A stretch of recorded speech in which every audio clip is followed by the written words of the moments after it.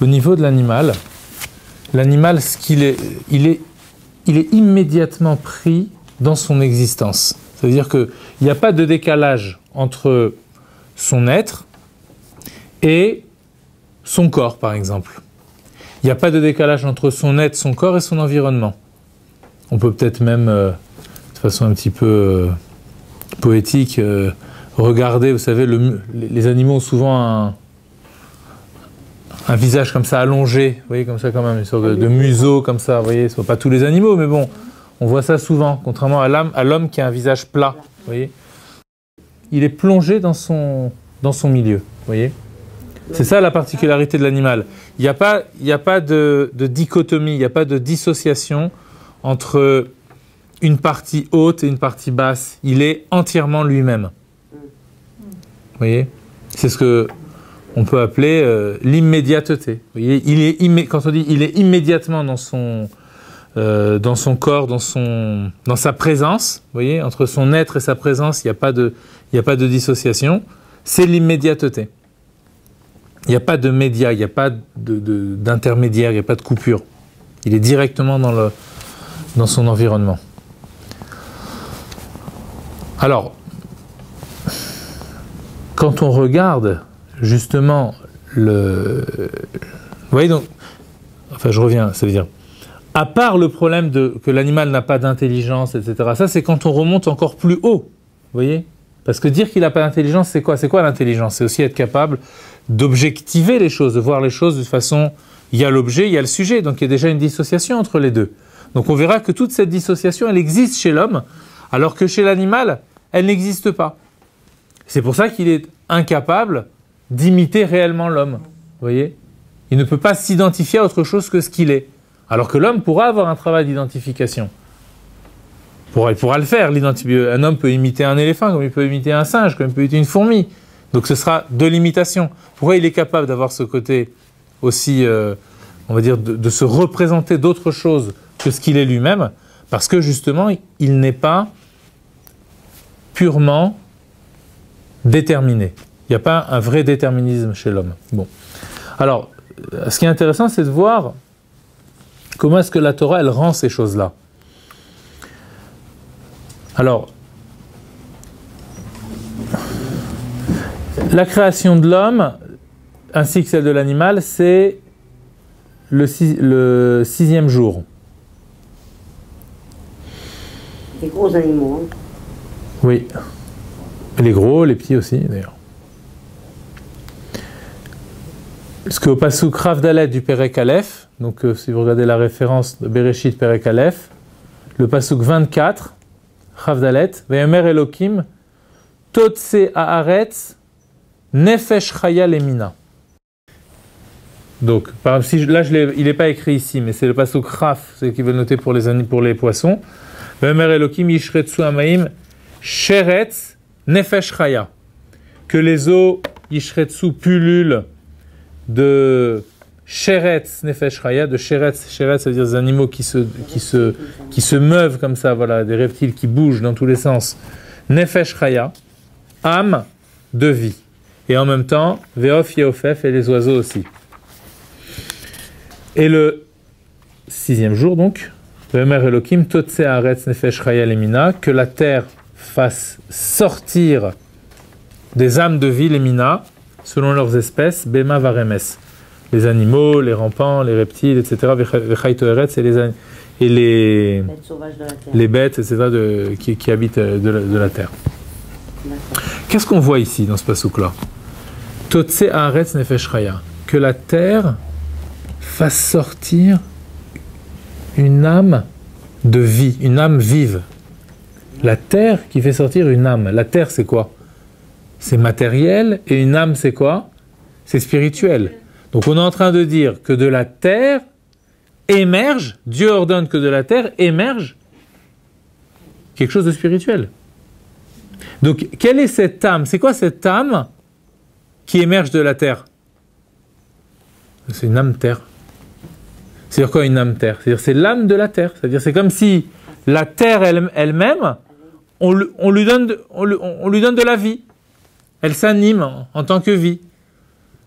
Donc ce qui sort de là, c'est rien de plus que de la terre. Mais c'est de la terre vivante, c'est tout. Ça en dit long sur la pulsion animale après. Parce que la pulsion animale, elle est toujours comme on disait quoi tout à l'heure, on disait que l'animal est immédiatement pris dans son environnement. Entre sa présence et son être, il n'y a pas de dissociation. Son être est immédiatement dans sa présence. Nefesh, Chaya, la terre fait sortir une âme de vie. Vous voyez ? Il y a le corps de l'animal porte une âme qui est du même degré que le corps.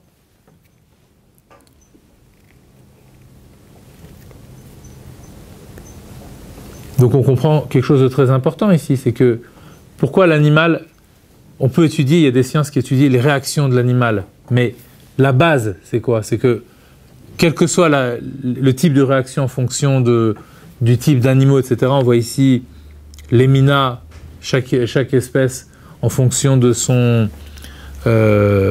qu'il est véritablement, de sa nature. Ça veut dire que l'animal va réagir comme ceci ou comme cela en fonction de ce qu'il est profondément. Et ce qu'il est profondément, c'est une variante du modelage de la Terre. Vous voyez ? Par exemple, les tigres vont réagir de cette façon-là, parce que,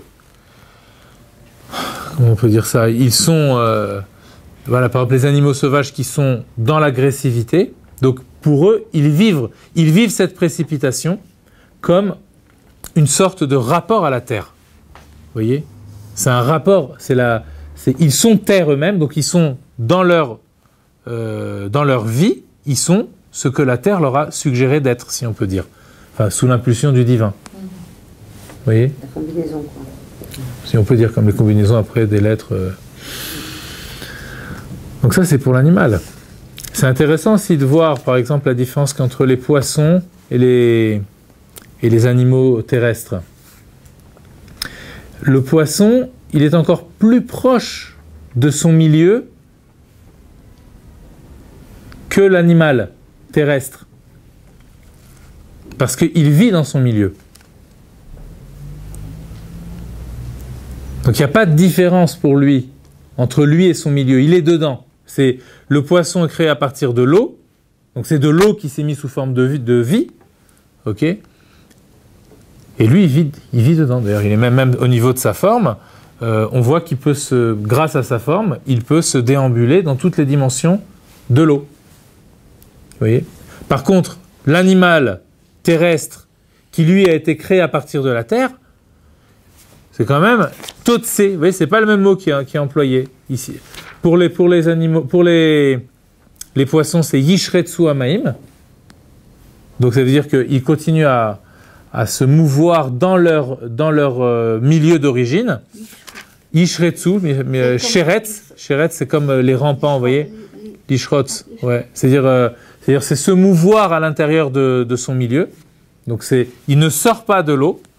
Alors que là, c'est Totse Haaretz Nefesh Chaya. Que la terre fasse sortir. Et du coup, l'animal terrestre ne vit plus dans son milieu, il ne respire pas la terre. D'accord ? Il respire l'air qui est sur la terre. Mais par contre, il garde une attirance pour cette terre. Okay ? C'est ce qui va faire que les animaux sont à quatre pattes pour la plupart d'entre eux et qui sont face vers la terre. Comme s'ils étaient inconsciemment attirés vers la terre.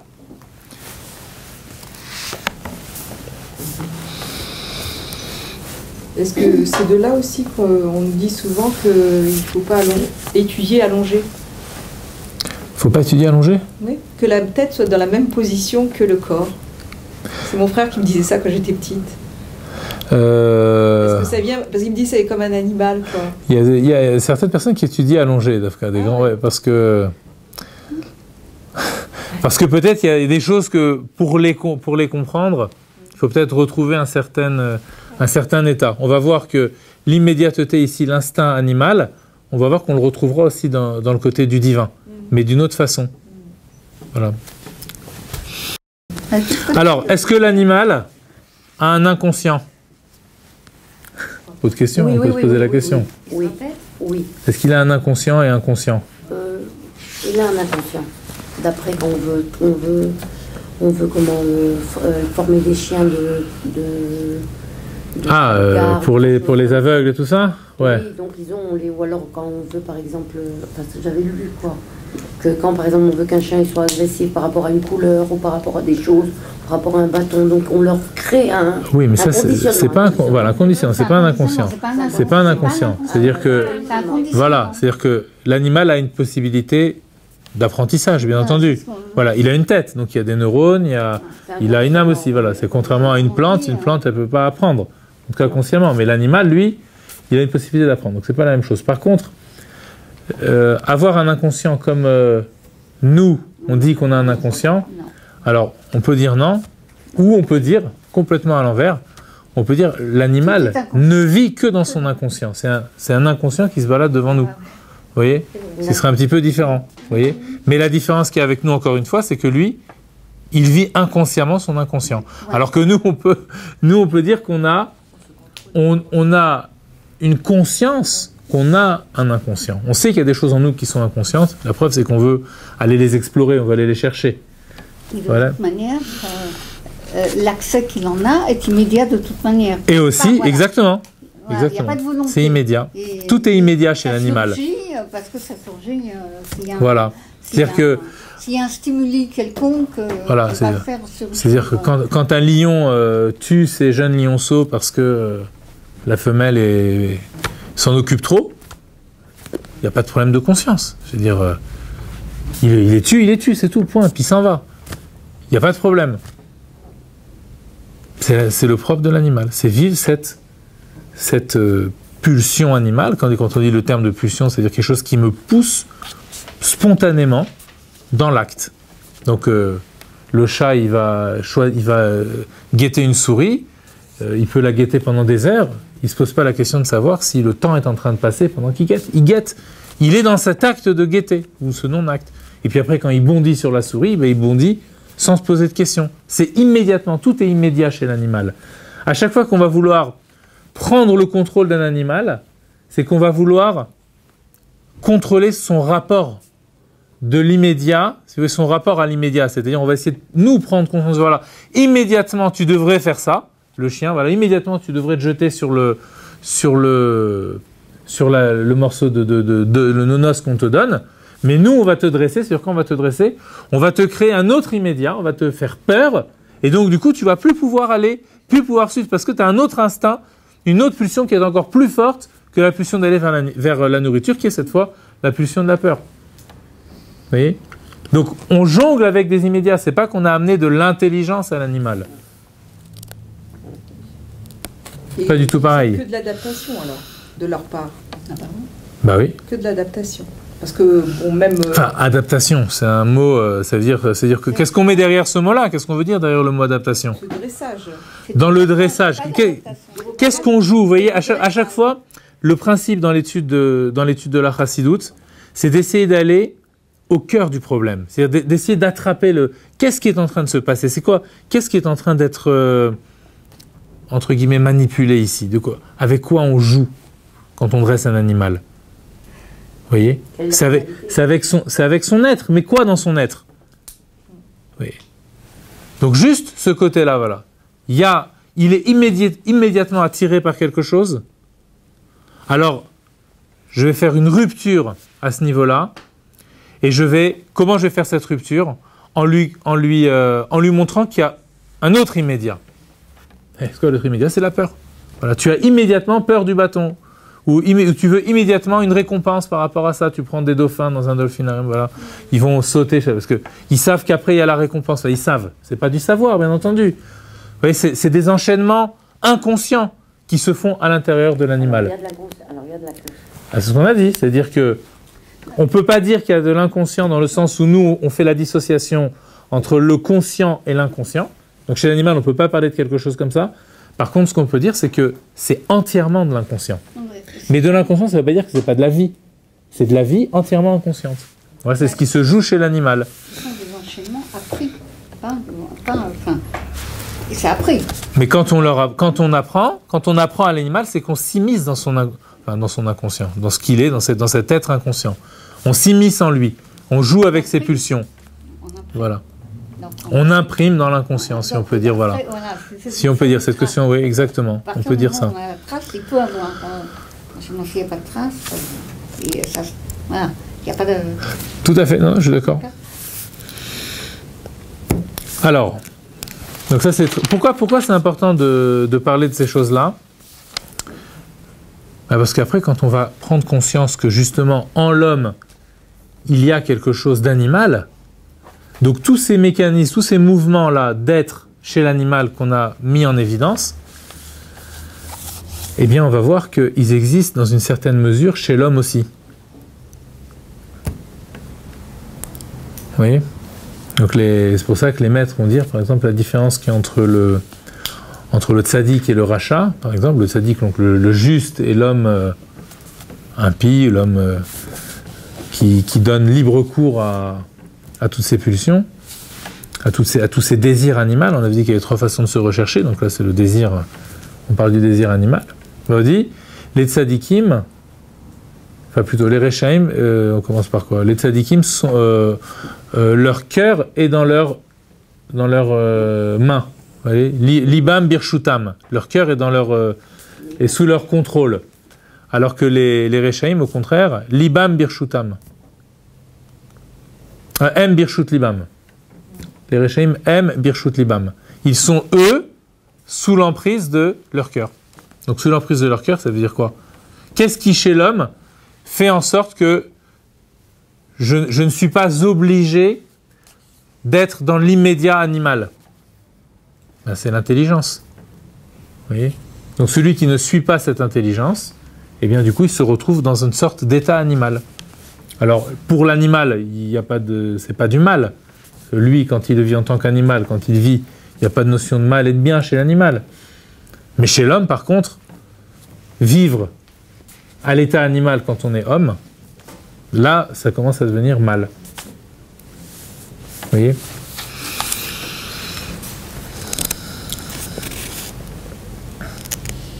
Alors, maintenant, il faut passer à la suite, c'est-à-dire la création de l'homme. Logique.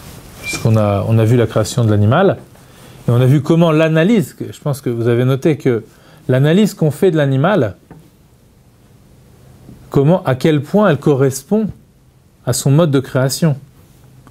Vous voyez, comment dans son mode de création, je vois ce qu'est l'animal, ce qu'est l'essence de l'animal, à partir du texte de la Torah. Donc on veut dire que pour l'homme aussi c'est pareil, par rapport à sa façon d'être créé, il va... Exactement, quand on va voir dans le texte la façon dont l'homme a été créé, on va voir qu'il y a même deux récits, d'accord? On va voir aussi qu'on est en train de définir l'essence de l'homme au travers du récit de la création, d'accord? De l'homme.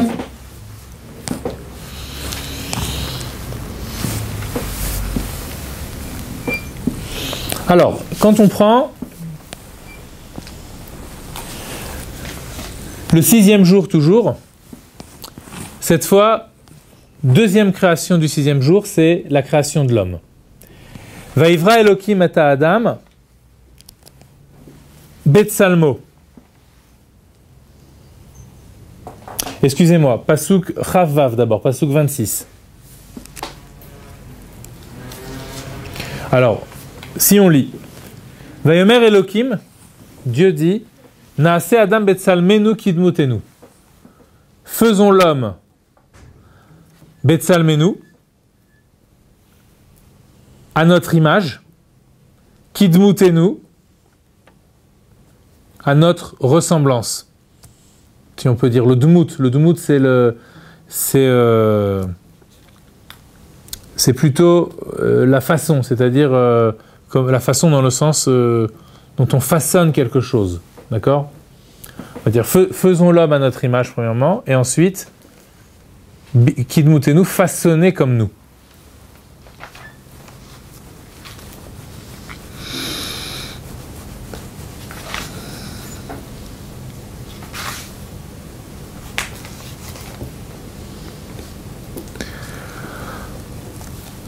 Si on s'en tient là, pour l'instant, on ne sait pas comment est fait l'homme. Au même stade, quand on parlait de l'animal, on savait que l'animal était fait avait un corps, puisque c'est la terre qui faisait sortir un animal. Là, ici, quand Naasé Adam, on est dans la pensée de Dieu. D'accord? Naasé Adam, faisons l'homme. Parce que c'est quoi? Quand Dieu dit Vayomer Elohim, et Dieu dit faisons l'homme, à qui il dit? Quand il parle au pluriel comme ça, à qui il dit? Aux anges. Alors, il y a des Midrashim qui disent effectivement, il parle aux anges, mais les anges, c'est jamais qu'un renvoi de cette parole qui s'adresse à lui-même. Donc maintenant, quand on dit que l'homme est fait à l'image de Dieu, ça veut dire que déjà, on voit que Dieu déjà peut se parler à lui-même. D'accord? Donc il y a une sorte ici de réflexivité de la conscience divine. Une réflexivité, ça veut dire que la conscience divine est consciente d'elle-même. Comme on se reflèterait dans un miroir. Vous voyez, la réflexion, comme on dit, voilà, je me vois dans un miroir. Shikouf. Le shikouf, c'est le reflet. La réflexion... Non, alors c'est pas ici l'idée de la transparence pour l'instant. Oui, mais non, c'est pas la transparence, c'est se refléter. Le reflet. Comme dans un miroir. Comme dans un miroir. Mais de toute façon, ce reflet-là, en réalité, au niveau de Dieu, c'est une transparence. Ça veut dire que être conscient de lui-même, c'est être transparent à soi-même. Vous voyez? Quand il est conscient de lui-même, pour Dieu. Alors maintenant, si on va un petit peu plus loin, quand on dit « faisons l'homme à notre image », ça veut dire quoi? Ça veut dire quoi ici, à notre image? Ça veut dire que les anges et Dieu sont nos reflets, non? Mais quand on parle de l'homme, maintenant, puisqu'on dit « faisons l'homme à notre image », à notre image, là ici on va laisser les anges de côté, on va dire à l'image de Dieu. Ça veut dire quoi à l'image de Dieu maintenant? Ça peut vouloir dire deux choses. Premièrement, que l'homme sera comme Dieu, conscient de lui-même. Alors, quand je dis de lui-même, de qui? De qui on parle? De son âme alors? Du divin? Pas encore. Ça sera la deuxième explication. Conscient de lui-même l'homme. Faisons l'homme à notre image. Moi, je suis conscient de moi, puisque je dis faisons. Donc ça veut dire je sais ce que je suis en train de penser.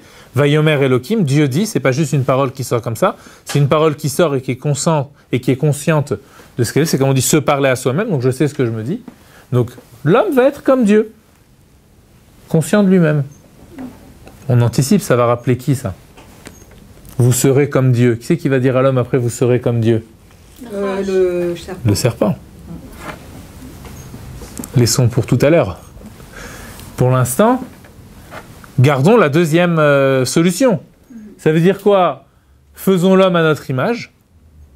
Comme moi, Dieu, je suis conscient de moi-même, eh bien, de la même façon, je vais faire un homme qui lui aussi va garder cette conscience de moi, Dieu, qui l'a créé. D'accord? Ça va être toute la différence entre la conscience divine que l'homme pourra avoir et ensuite la conscience de lui-même que l'homme aura.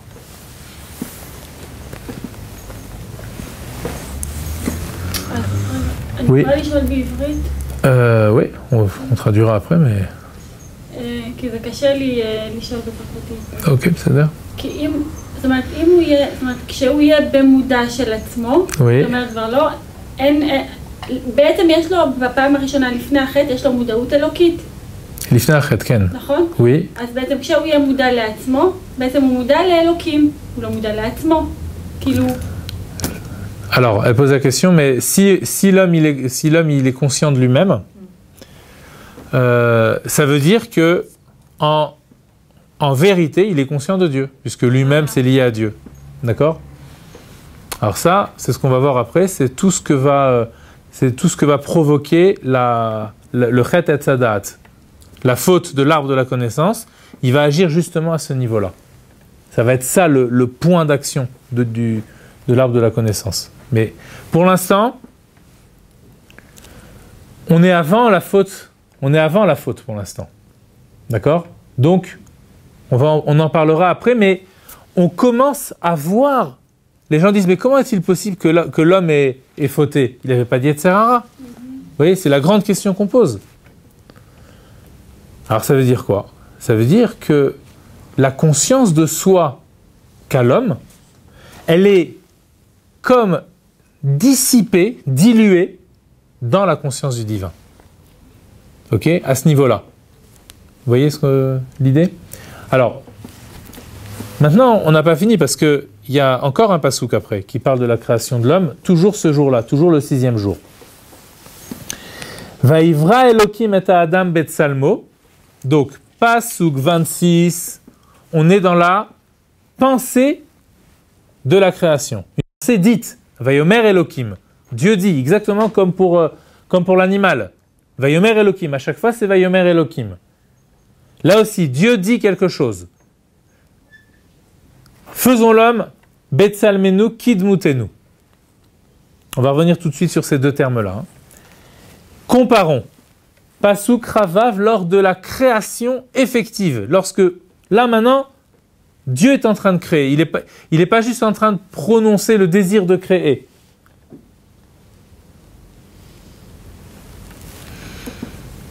D'ailleurs, dans les autres créations, à chaque fois que Dieu crée, il dit Vayomer Elokim Yehi.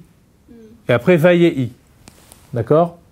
Donc Dieu n'est pas en train de se dire et si on faisait ça? Là aussi, il y a une sorte de spontanéité dans le reste de la création. Vous voyez? Dieu dit qu'il y ait, il y a. Par contre là, on sent qu'à chaque fois, il y a un besoin de créer un décalage entre les choses. Il y a la pensée de l'ordre et ensuite il y a la réalisation en deux temps.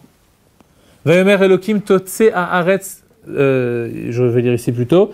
Alors, Vayivra Elokim et Adam Betsalmo. Donc, premièrement, Dieu dit, faisons l'homme. Et ensuite, Vayivra Elokim. On dirait que c'est une deuxième étape. Dieu crée à l'homme Betsalmo. Quel est le terme qui est repris? Betsalmenu. Ici, c'est Betsalmo, le Tselem, à son image. Betselem Elokim Baraoto. Il le créa à l'image de Dieu. Zachar ou Nekeva. Mâle et femelle. Bara Otam. Donc, ce n'est pas le sujet ici, mais comme si on voulait vraiment être à l'image de Dieu, si on veut vraiment être à l'image de Dieu, il faut bien se rendre compte qu'il faut Zachar et il faut Nekeva. Zachar tout seul, ce n'est pas l'image de Dieu. Nekeva tout seul, ce n'est pas l'image de Dieu. Mâle seul ou femelle seule, on n'est pas à l'image de Dieu. Il faut qu'il y ait à nouveau dans la création de l'homme encore quelque chose qui soit dit ouvertement comme étant double. Mâle et femelle. Il y a aussi mâle et femelle chez les animaux. Mais on n'en parle pas. On n'en parle pas. On voit aussi qu'au niveau de la création, pour les animaux, ça vient de quelque chose. Alors que là, c'est Vaïvra, c'est une création à part. D'accord. Dans le deuxième Sipour, on verra que ça vient de la terre et qu'il y a une partie qui vient du ciel, qui vient de Dieu lui-même. Mais cette remarque, vous arrivez justement à un point que je voulais souligner, c'est que quand on compare la création de l'homme et la création de l'animal, ce qui importe dans la création de l'animal, c'est l'élément terre en deux mots, ok. Voilà, et bien c'est aussi élémentaire, c'est comme si c'était un seul élément. Voilà, il y a un bon jeu de mots là, si vous qui aimez les jeux de mots, oui, d'accord? Voilà. Et ce qui importe dans la création de l'homme, tel que c'est présenté ici dans la fin du premier chapitre de Bereshit, ce qui importe, c'est qu'il vient de Dieu. Peu importe comment est l'homme à la finale, voyez, à la limite, on imagine quelqu'un qui lit la Bible et qui est pas une, je sais pas, c'est impossible quoi, c'est une vue de l'esprit, mais nous, quand on lit Dieu créa l'homme, donc on fait directement référence à nous, parce que nous on est hommes, donc on sait, c'est ce référent que l'on connaît, qui est l'homme.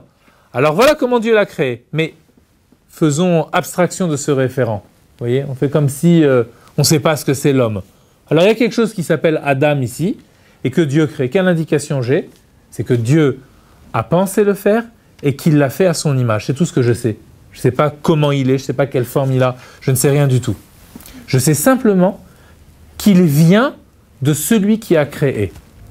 Alors que pour les autres, je sais qu'ils ne viennent pas directement de celui qui l'a créé, mais celui qui a créé, qu'est-ce qu'il a fait en même temps? Il a posé la terre d'abord, la matière, et que c'est à partir de ça. Il ne dit pas directement qui est de l'animal, et puis tout à coup, il y a de l'animal dans l'air comme ça, et quelque chose qui s'appelle animal. Non, il y a une matière, et cette matière, elle fait apparaître de l'animal. Par, évidemment, l'impulsion divine. Sur ça, c'est normal, c'est toujours ça qui fait apparaître les choses. Mais cet animal qui est dans l'immédiat, vous voyez, cet animal qui est de l'immédiat, qui est du spontané, il est créé par la terre, mais pas spontanément. Vous voyez ? Comme secondairement. C'est-à-dire, il y a la terre, et c'est la terre qui fait apparaître. Mais lui, après, il est une vie terre. Ok ? Alors que pour l'homme, c'est l'inverse. Comme s'il y avait deux créations. Comme si, voilà, l'homme, il est double, mais pour l'instant, on ne voit pas qu'il est double. On voit qu'il est double juste par rapport à homme et femme. Ok ? Mais ce qui se dégage ici de ce texte-là, c'est que l'homme, pour l'instant, il est un. C'est-à-dire, il est un, il vient de Dieu. Vous voyez ? C'est ça, voilà, c'est une sorte d'échantillon du divin qui arrive quelque part. Où, on ne sait pas, pour l'instant, on ne dit rien. C'est l'homme.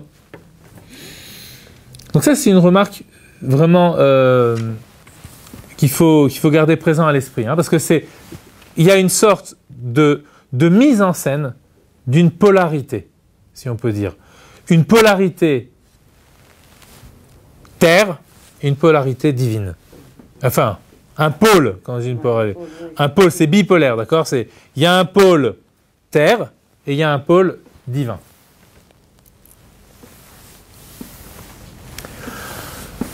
Par contre, il y a un grand absent dans le passouk Chav Zayin, dans le passouk 27. Très très grand absent. Il faut expliquer pourquoi il est absent. Qu'est-ce qui est absent dans le passouk Chav Zayin ? Auto. Dmout. Parce que les termes fondamentaux, vraiment le terme c'était Betsalmenu, qui dmoutenu. Et puis ensuite, quand on voit la création de l'homme, donc Betsalmenu à notre image, qui dmoutenu à notre façon, et puis là, tout à coup, la façon, elle n'est plus là. Le dmout. Comment que ça se fait ? Il y a quelque chose qui a disparu là.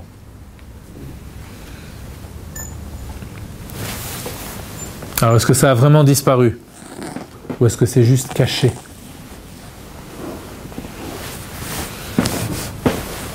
Une deuxième étape, peut-être. Ça apparaîtra dans une deuxième étape. C'est peut-être, puisque ça a disparu. Alors, dans quelle étape ça apparaîtra, ce dmout ? Même si on ne verra pas le mot clairement, mais... Quand il part. Quand il va insuffler. Non, quand il va pas encore. former. Au contraire, parce que quand il va former Vaipar Ba'apav Nishmat Chaim, c'est ce qu'on va voir après. Là, ça va être vraiment, encore une fois, on va décrire ce processus divin qui fait apparaître l'homme, qui fait vivre l'homme. Il ressemble à Dieu par son âme, mais non pas par le corps. Alors, si c'est pas par le corps, ici effectivement, on voit pas le corps apparaître ici. Donc, alors ça peut être quoi? Si c'est pas le corps, ça peut être quoi? Il y a Betsalmenu. Le Tselem, Betsalmenu, ça veut dire vraiment. Le Tselem, c'est pas simplement du copier-coller, c'est pas que le Tsiour. Le Tselem, c'est véritablement, je sais pas, une sorte de reproduction de la même chose. Vous voyez? C'est vraiment le Tselem, ça dit vraiment le divin. Vous voyez? L'être, avec le Tselem, l'être, il est vraiment divin. Par contre, le Dmout, c'est plus la forme extérieure. C'est-à-dire, Dmout, ça vient du mot domé. Domé, ça veut dire qui ressemble. Donc, on a quelque chose qui ressemble à Dieu, déjà, puisque c'est à l'image de Dieu, le Tselem. Et maintenant, on a quelque chose qui ressemble à ce qui ressemble à Dieu. Ça fait beaucoup pour un homme. Hein. Alors, trois, alors. Hein? triple. 3 phases. Alors c'est quoi ce qui ressemble à ce qui est à l'image de Dieu? Ce sera quoi après? Non, c'est pas encore Zahar. Parce qu'il y a ça chez Zahar et Nekeva. Mais c'est quoi? On s'approche, mais... Et puis c'est pas par hasard, hein, je vous rappelle, le problème, on est parti d'où? On est parti du fait que, après, c'est plus écrit dans la création de l'homme. Le Dmout, il n'est pas écrit. Bon, le domé, puisqu'on le voit. Alors c'est quoi qui est domé? C'est quoi dans l'homme, c'est quoi qui est domé? Puisqu'on va faire référence à ce qu'on connaît un petit peu. Alors, si on dit le Tselem Elohim, c'est la partie divine qui est en nous. Le Tselem Elohim, c'est ça la partie. Donc le Dmout, c'est quoi? Qu'est-ce qui en nous ne fait que ressembler à l'âme divine? Elle ne fait que lui ressembler. C'est juste les contours extérieurs. C'est pas vraiment, c'est plus divin. C'est l'intelligence. Moins que l'intelligence encore. Il y a aussi ça dans l'intelligence, mais c'est quoi après? Qu'est-ce qu'on a vu? On a vu il y a l'homme et il y a quoi? Et il y a l'animal. Donc, le Dmout, ça va être le Nefesh Abahamit. Ça va être ça le Nefesh, l'âme animale. Cette partie qui va pouvoir fauter. Donc, pour l'instant, elle est transparente au divin. On n'a même pas besoin de dire elle apparaît pas dans la création. Vous voyez? Elle apparaît juste, faisons l'homme à notre image et que l'homme, il est les deux choses. Mais quand Dieu crée l'homme, cet aspect du Dmout, elle est comme voilée pour l'instant. Vous voyez? Elle n'apparaît pas dans la réalité. Qui c'est qui va le faire apparaître, ce Dmout-là? C'est le Chet. Vous voyez, c'est le Nachash, c'est le Chet. C'est lui qui va faire apparaître la forme animale qui est en l'homme. Pour l'instant, cette forme animale, pourquoi elle n'est pas là? Pourquoi elle n'est pas là? Est-ce que ça veut dire qu'elle n'est vraiment pas là? Elle est endormie. Elle est latente. Elle est latente, oui, c'est vrai, elle est latente, mais dans cet état de latence, elle est complètement en symbiose avec le Tselem. Vous voyez? C'est en cela qu'elle est latente en tant qu'existence à part entière. C'est en cela qu'elle est latente. Mais pour l'instant, elle joue son rôle, comme on dit. Hein, vous savez, il y a les termes de la Chassidoute très, très importants. Le or et le keli, la lumière et le vase qui reçoit cette lumière, le réceptacle de cette lumière. Ici, le Dmout, on peut dire, c'est un keli, c'est un réceptacle, mais qui est complètement, qui retransmet complètement, voilà, qui est complètement transparent. Vous voyez, qui fait briller l'âme divine. Vous voyez, l'âme animale, elle est complètement fondue dans l'âme divine. Elle en est juste le support, c'est tout. Vous voyez, c'est après que la séparation va s'accentuer. En tout cas, ici, on a de façon latente, de façon embryonnaire, la possibilité d'une séparation entre le Tselem et le Dmout. Vous voyez, donc entre le Nefesh Elokit et le Nefesh Abahamit. Moi, ce qui me gêne, c'est par rapport à ce qu'on avait fait, le passouk de la semaine dernière, quand la femme, elle a vu, elle a analysé l'arbre, le fruit de l'arbre, et donc on a vu que, bien qu'on soit avant la faute, elle avait quand même des choses qui sont apparues. Alors pourquoi ce Nefesh Abahamit, il est sorti avant? Non, il n'est pas sorti avant, au contraire. Puisqu'il l'a amené à fauter. Oui, mais ça veut dire... Il y a une réflexion, quand même. Non, mais...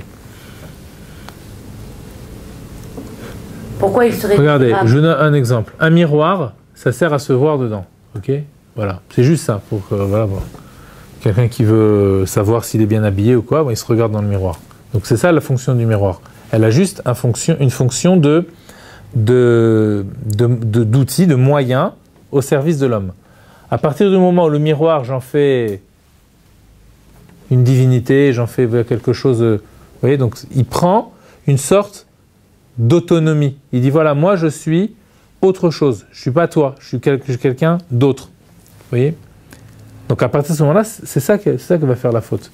C'est-à-dire qu'elle va montrer à l'homme va vouloir prendre... On va le voir juste après. C'est l'homme va vouloir prendre conscience de ce qu'il est lui-même, et donc indépendamment du divin. Vous voyez? Donc ça, c'est là que le Dmout apparaît. Il veut connaître son Dmout, il veut savoir qui je suis moi. Les Ma'anidomé, à quoi je ressemble, c'est quoi moi? Vous voyez. D'ailleurs, dans le mot Adam, on va retrouver le mot Dumut aussi, il y a aussi Domé.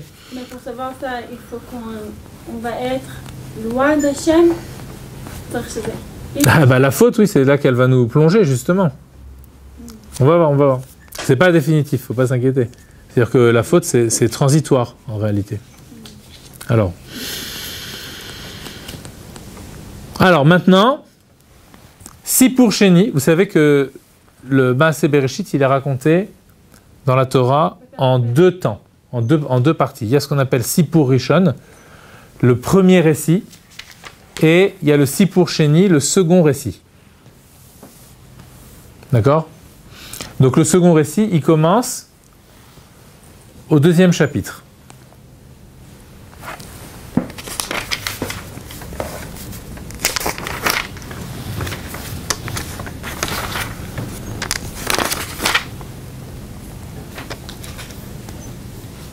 Comme la création de l'homme à l'état embryonnaire, c'est-à-dire qu'il y a tout et après tout ce...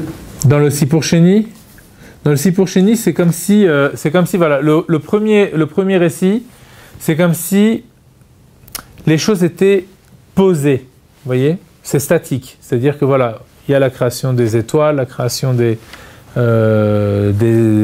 soleil, de la lune, des animaux, etc. Voilà. On ne voit pas encore la dynamique qu'il y a entre tous les éléments. Par exemple, le rapport du monde à l'homme, enfin, on va dire plutôt dans le sens inverse, le rapport de l'homme au monde, et donc sa responsabilité à l'égard du monde, pour l'instant, dans le Sipur Rishon, elle n'apparaît pas encore. On sait juste que l'homme, il est créé à l'image de Dieu. Dans le Sipur Sheni, on nous raconte que les arbres ne pouvaient pas pousser encore parce que, enfin, toute la végétation ne pouvait pas pousser parce qu'il n'y avait pas encore la pluie. Et en fait, pourquoi il n'y avait pas la pluie encore? Parce qu'il n'y avait pas l'homme. Et pourquoi il n'y avait pas l'homme? Enfin, qu'est-ce que ça change en fait qu'il y ait l'homme? C'est qu'une fois qu'il y a l'homme, eh bien l'homme peut prier, vous voyez, et donc faire en sorte que la nature puisse pousser, puisse croître, etc. D'accord? Donc, tant que l'homme n'est pas là, c'est comme si le monde reste dans un état figé. Endormi, exactement. Le monde est là. Qui dynamise le monde? Qui raconte l'histoire du monde? C'est l'homme. Vous voyez? D'ailleurs, c'est extrêmement, vous savez, dans l'histoire de la théorie de l'évolution. Ils disent à un moment donné, la matière est devenue pensante, on ne sait pas trop comment. Tout à coup, de la matière est devenue... Enfin, nous, on sait, pareil, ici, mais ce qui est étonnant, c'est que on va considérer que le monde a 15 milliards d'années, par exemple, alors que le phénomène du temps, c'est quelque chose qui est proprement humain. Donc, comment est-ce qu'on peut considérer du temps avant l'homme? Oui, c'est très étonnant. Même, et en vérité, même la notion d'espace. Dire, voilà, il y a telle chose à tel endroit, ben, c'est l'homme qui détermine l'espace. Donc, tant qu'il n'y a pas de conscience humaine pour observer le monde, que peut-on vraiment dire du monde? Vous voyez? C'est un petit peu étonnant. Enfin, si on n'a pas la Torah, parce que quand on a la Torah, on voit que le monde procède déjà d'un regard, qui est le regard de Dieu. Et à chaque étape de la création, il est écrit « Vayar Elohim Kitov », Dieu a vu que c'est bien. Donc, c'est-à-dire que la création, elle est à chaque fois accompagnée d'un regard. Et c'est même ce regard qui fait exister ce monde-là. D'accord? Alors, Vayitzer Hashem Elohim et Adama far mina Adama. Donc maintenant, la création de l'homme par lui-même, enfin par Dieu, mais en lui-même, l'homme. Afar mina Adama, poussière à partir de la terre. Première étape. Dieu donne une forme. Vayitzer. Vayitzer, ça veut dire il met une forme. Il met une forme sur quoi? Sur une pâte. Ok, sur de la terre, voilà, un bloc de terre. Il lui donne une forme. L'argile, quoi, comme de l'argile, voilà. Mais pour l'instant, les cellules qui composent l'homme, elles ne sont pas encore vivantes, elles ne sont pas animées. Il va falloir qu'il y ait de la vie à l'intérieur. Donc ça, c'est le Sipur Sheni. On sent que les choses sont déjà en mouvement. On disait que le Sipur Sheni, c'est du mouvement. Le deuxième Sheni, le deuxième récit. C'est de la dynamique. Le premier Sipur, l'homme est créé à l'image de Dieu, Vaïvra. Et le deuxième Sipur, on rentre dans le mécanisme de la création. Et cette création, on découvre qu'elle se fait en 2 étapes. Et là, encore une fois, on va voir à quel point ça diffère de l'animal. Ok ? Avec le premier Sipur, on ne savait pas encore comment était l'homme. Là, du coup, on va commencer à le savoir. L'homme, c'est quoi ? C'est d'abord un corps. Moi, je dirais plutôt... Vous direz, c'est d'abord une âme. Okay ? Ouais. Mais quand je lis dans le texte, je vois d'abord un corps. Puisque Vayitzer Hashem Elohim et Adam, Afar Mina Adama. Il crée l'homme à partir de la terre. Non, mais Okay. il va y voir Elohim et Adam, Betsalmo, Betsalmo. Non, mais attention, le Sipur Sheni, il reprend tout à zéro. Puisque c'est un récit, on raconte le Sipur Rishon, il dit Dieu a créé l'homme. Okay. Le Sipur Sheni, on rentre dans le détail. Comment il a créé l'homme? Alors on voit quoi? On voit qu'il a créé un corps. Donc on commence comme l'animal pratiquement. Oui. Sauf que l'animal, c'est corps et âme en même temps. Et là, c'est un corps. Le corps, il n'est pas vivant pour l'instant, il est juste façonné. Mais par contre, il est prêt à recevoir de la vie. Ok? C'est ça, cette tsura. La tsura, c'est la forme. La forme du corps, elle aussi, elle est à l'image de son âme. Donc on a 3 choses pour l'instant qui sont à l'image l'une de l'autre. On a le corps, l'âme animale, l'âme divine. Mais ce corps, il est façonné pour pouvoir, c'est parce qu'il est façonné à l'image de l'âme qu'il peut recevoir cette âme. Tout coïncide. D'une fois que ce corps est créé, alors Vayipach be'apav nishmat chaim. Il insuffla en ses narines une âme de vie. Et là, Vayehi, l'homme se retrouve être les nefesh chaya, une âme vivante. Alors pourquoi c'est important de comprendre qu'il y a la création du corps de l'homme et qu'ensuite dans ce corps il y a une vie qui vient en lui.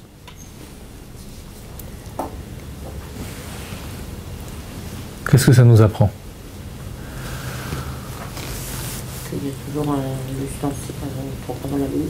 Bon, il y a le kéli pour avoir la lumière, mais le corps de l'homme, il est créé à partir de la terre. Donc ça veut dire... C'est comme l'animal. À ce niveau-là, c'est comme l'animal. Donc on comprend que l'homme, il va avoir aussi une dimension purement terre. Une dimension où il est attiré vers son origine, c'est-à-dire vers le terrestre, vers le physique, vers la matière.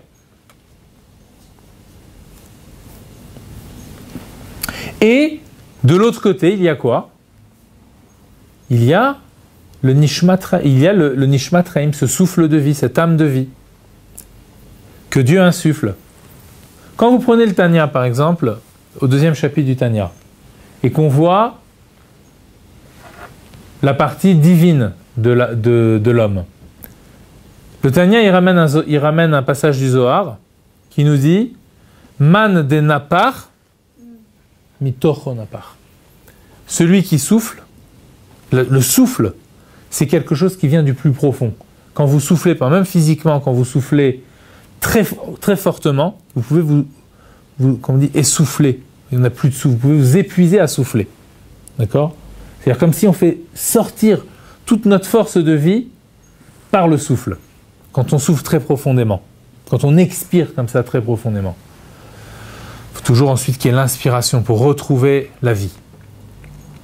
Eh bien, si on applique ça maintenant, cette image-là, ce machal, cet exemple, à Dieu.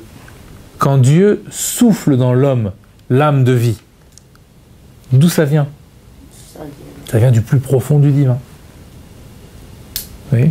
Donc quand on dit que Dieu a fait l'homme à son image, ça veut dire qu'il s'est pris lui-même, quelque chose de lui-même qu'il a mis en l'homme. C'est ça ce souffle, c'est ça cette vie. Et du coup, l'âme s'agite, l'âme agite le corps, l'âme fait vivre le corps.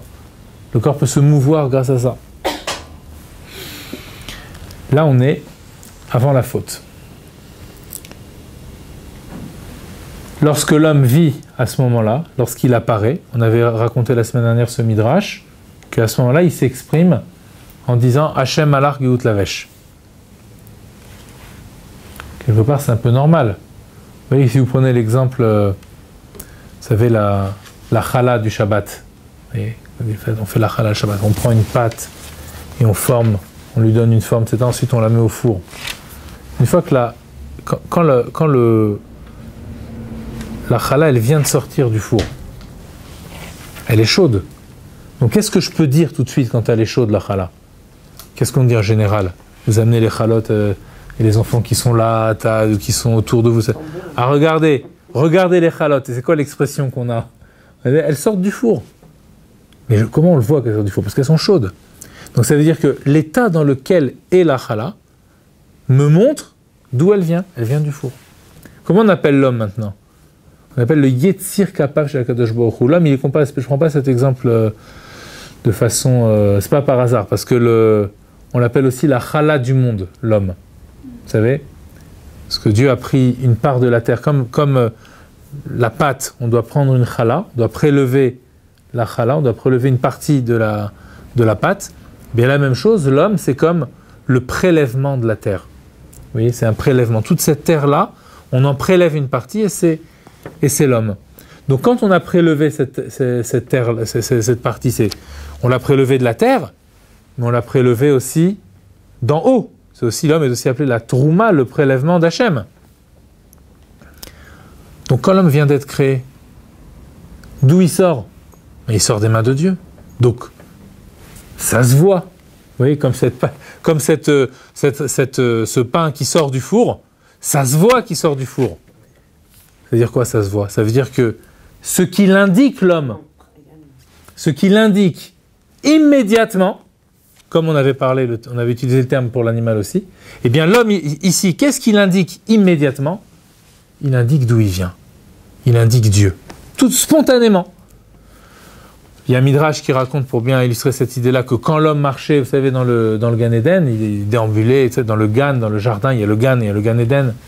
Et il y avait les chayot, les animaux qui étaient créés. Il voyait l'homme, il se prosternait devant l'homme. Pourquoi? Parce qu'il y avait comme une lumière qui jaillissait de lui. C'est quoi cette lumière? La lumière aussi, c'est du spontané.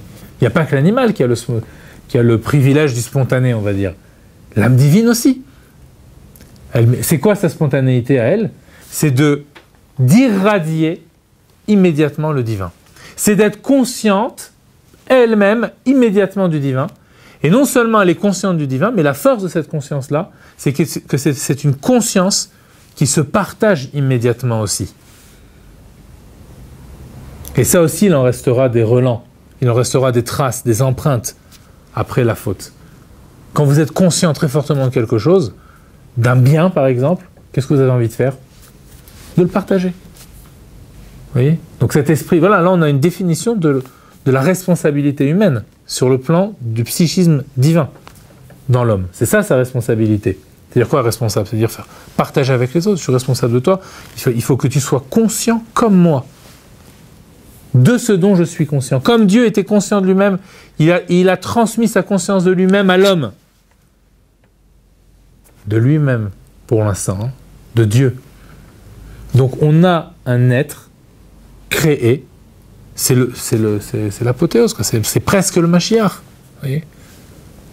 On a un être créé qui est entièrement conscient de Dieu et qui en plus partage sa conscience spontanément. Ben, l'animal voit l'homme, il se prosterne devant Dieu. Quand il se prosterne devant l'homme, c'est pas devant... Vous voyez? C'est-à-dire que même l'animal qui est... Regarde là. Ah, il est demi là. Même l'animal qui est immédiatement attiré par la terre, eh bien, là aussi, tout à coup, il prend conscience, parce que bon, c'est quand même les animaux du Gan Eden, c'est pas les animaux d'aujourd'hui. En tout cas, il prend conscience qu'il y a un Dieu. Vous voyez, il est attiré par une source. Donc tout ce qu'on voit ici, c'est la source est en train de se vivre spontanément chez l'homme. Et voilà ce qu'il va transmettre. D'accord ? Bon, voilà, on a fait ça. Et Bezrat Hashem, la prochaine fois, on va maintenant. Donc la troisième étape, ce sera d'analyser quel a été l'impact de l'arbre de la connaissance, de fait d'avoir goûté ce fruit-là. Donc ça va demander aussi des développements Bezrat Hashem. Voilà, on a fini juste maintenant.